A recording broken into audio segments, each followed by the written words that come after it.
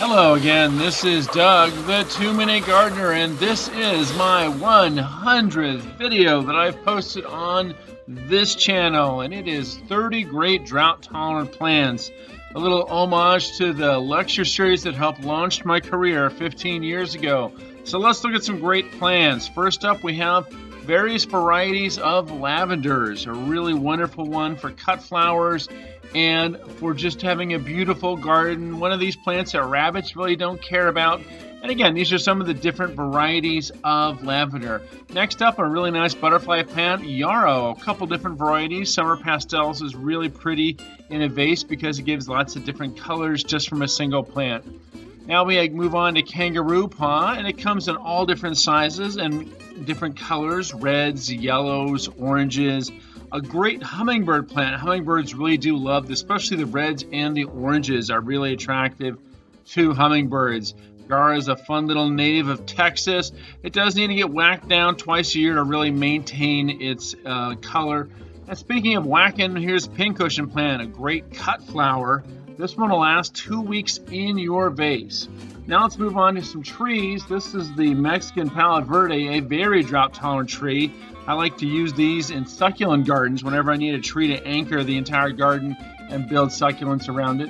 Forest Pansy Redbud, I've said in previous videos, is one of my favorite trees for small gardens.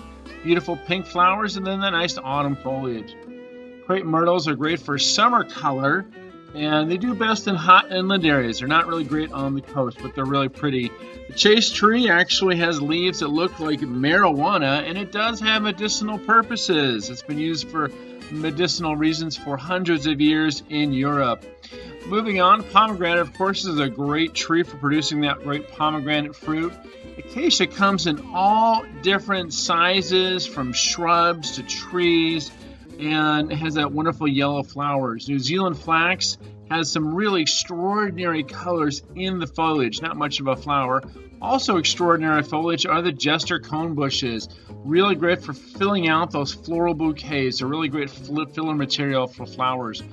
And now we're going to look at some ornamental grasses, starting with the little itty bitty clumping fescue, moving on to the medium-sized lavandra, and my favorite ornamental grass, pink muley. Really beautiful color in September and October, a nice fall color. Speaking of pink, the indestructible pink Indian hawthorn you could plant in concrete. It is such a tough plant. Moving on now, rosemary is of course one of my favorites for lots of reasons, not just for cooking, but also because rabbits really don't like it. Really easy to grow. Also another tough plant are the daylily series. There are about 100 varieties of daylilies available out in the world, and here's just a few examples of those. Another plant that rabbits really don't want to bother with is Orchid Rockrose, also known as cistus. Nice pink flowers in the summertime. And then, of course, Lantana is a great butterfly plant, as I've shown you in an earlier video.